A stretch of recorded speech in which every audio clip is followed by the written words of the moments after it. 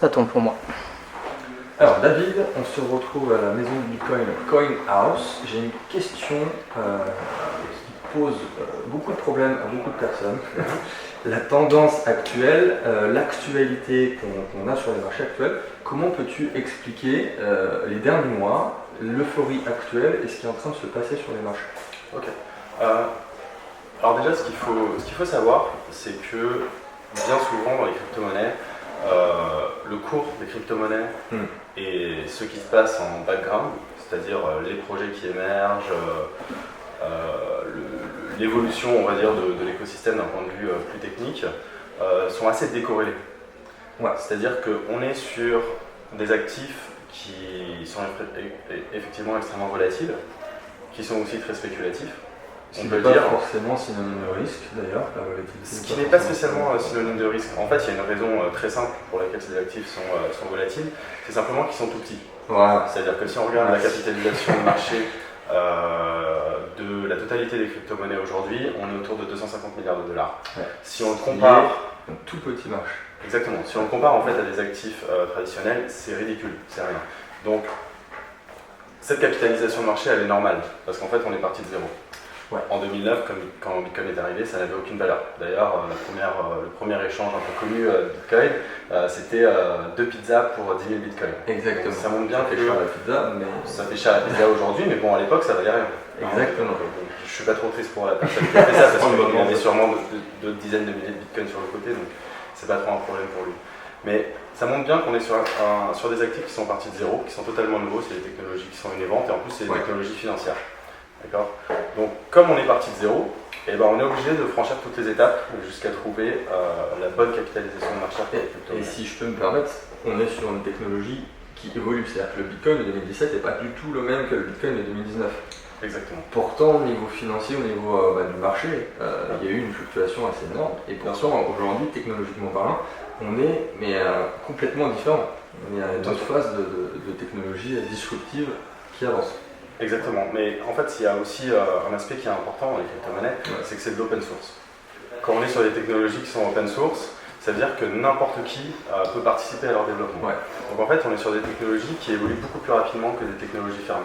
Parce qu'au lieu d'avoir, disons, une dizaine, une vingtaine d'employés qui sont payés pour travailler dessus, là c'est très différent. Il y a beaucoup de gens qui ont de la crypto, qui ont un pied dedans, donc qui ont aussi un intérêt financier à ce que ça se développe, et surtout ils sont invités à le développer, parce qu'en fait n'importe qui dans le monde, qu'on invite au Pérou, à Séoul ou à Paris. C'est un peu la philosophie de la crypto et de la blockchain. C'est la philosophie de la crypto, c'est la philosophie de l'open source, et c'est pour ça que ces technologies en fait avancent aussi vite, parce qu'il y a énormément de gens qui travaillent dessus. Et si quelqu'un a une bonne idée, il a besoin de demander la permission à personne pour implémenter cette idée. Exactement, ça c'est super important à comprendre. Voilà. Et juste pour compléter et pour revenir sur l'évolution des cours et cette volatilité, ce sont des actifs qui évoluent énormément et qui évoluent en bulle.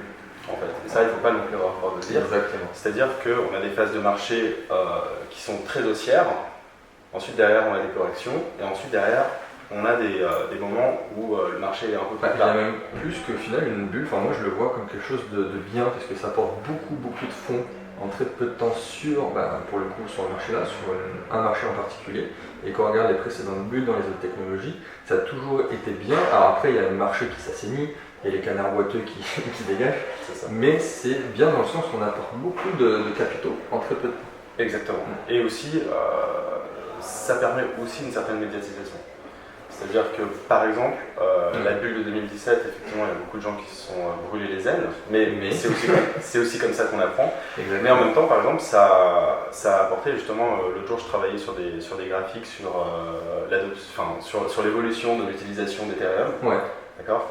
Et ce qu'on remarque, c'est que c'est pendant l'année 2017 que l'activité a vraiment pris sur Ethereum. Et ça, c'est aussi grâce à ce marché-là qui attire de nouvelles personnes. Voilà, j'imagine le décembre 2017 à Coinhouse, ça devait être un peu n'importe quoi au niveau des clients qui arrivaient. C'était assez compliqué. On était beaucoup moins qu'aujourd'hui. Ouais. Et effectivement, il y avait beaucoup de gens au comptoir. Et quand je dis beaucoup de gens, c'est que les gens devaient attendre 3 à 4 heures pour acheter. Mais c'est ce que tu viens de dire. Au final, les gens ont appris, la technologie a beaucoup évolué. Oui. Et surtout, même je rajouterais que les pros ont compris qu'ils avaient un intérêt, alors pas forcément que le côté institutionnel, mais le milieu privé professionnel a compris qu'il y avait un intérêt là-dedans, financier mais aussi technologique. Voilà. Et on le voit aujourd'hui en fait, notamment si on regarde l'évolution du nombre d'utilisateurs chez les fournisseurs, les prestataires de services en crypto-monnaie entre 2017 et 2018, donc ça veut dire pendant le bear market. Toute l'année du bear market, personne ne voulait se laisser. Le niveau a énormément augmenté. Il y a eu une étude qui était intéressante qui a été menée par Apolline Blandin de l'université de Cambridge, justement qui revient un peu sur l'adoption d'un point de vue plus utilisateur de la crypto-monnaie. Et ce qu'on voit, c'est que toutes les années, on a une augmentation assez forte du nombre d'utilisateurs, du nombre de comptes. C'est passionnant. J'avais vu des centaines de chiffres, pareil, mais c'est-à-dire que c'est paradoxal. On a un marché qui s'est cassé la gueule, on a 90% de la valeur qui est partie.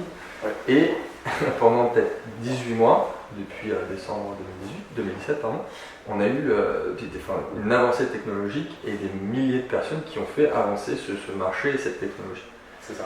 Et alors, dernière petite question sur le sujet-là. On ne me donne pas de chiffres, mais est-ce que tu vois, à quel niveau tu vois le marché des cryptos? Alors peut-être le Bitcoin, est-ce que tu le vois à un certain niveau précis? Est-ce que tu le vois adopté par une telle proportion de la planète d'utilisateurs? C'est une question qui n'est pas facile. Elle est un peu touchy.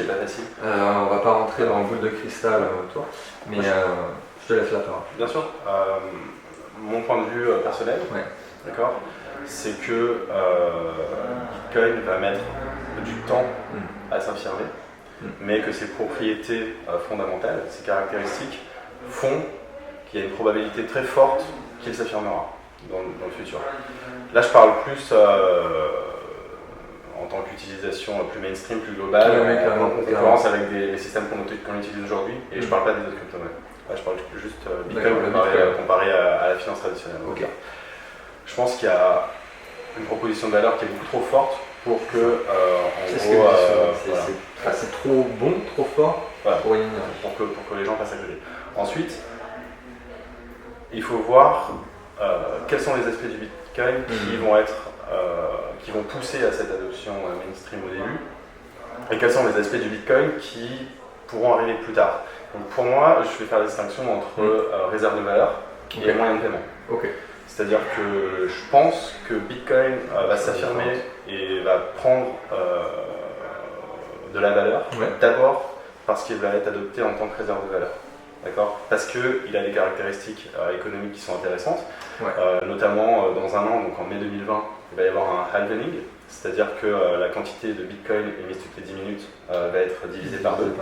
D'accord ? Ce qui fait qu'il y aura, pour une demande qui devrait être la même ou rester constante, l'offre va être divisée par 2. D'accord ? Donc c'est des mécanismes qui font que la création monétaire sur Bitcoin est connue à l'avance.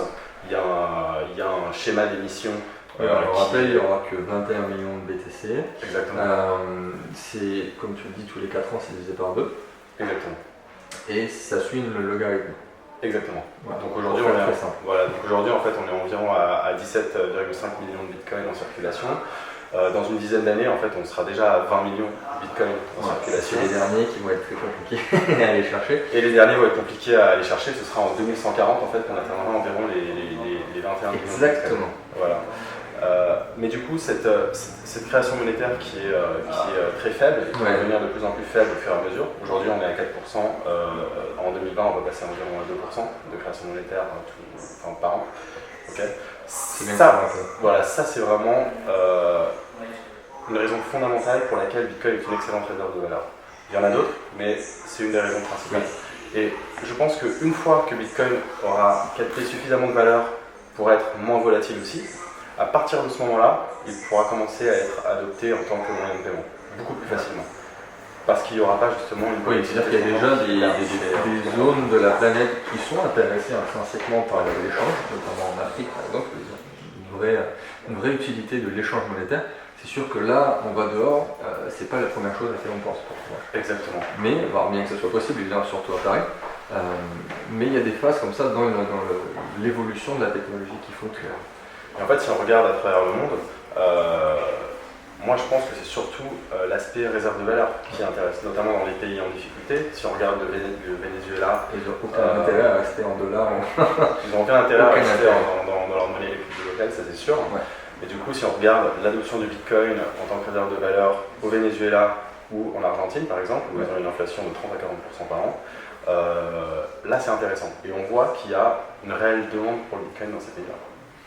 Ok, et bien, merci beaucoup David. Non, bah, avec plaisir. Notamment dans un an, donc en mai 2020, il va y avoir un halvening, c'est-à-dire que la quantité de Bitcoin émise toutes les 10 minutes va être divisée par 2. D'accord. Ce qui fait qu'il y aura, pour une demande qui devrait être la même ou rester constante, l'offre va être divisée par 2. D'accord. Donc c'est des mécanismes qui font que la création monétaire sur Bitcoin est connue à l'avance. Il y a un schéma d'émission. On rappelle, il n'y aura que 21 millions de BTC. Exactement. C'est, comme tu le dis, tous les 4 ans, c'est divisé par 2. Exactement. Et ça suit le logarithme. Exactement. Voilà. Donc aujourd'hui, en fait, on est environ à 17,5 millions de bitcoins en circulation.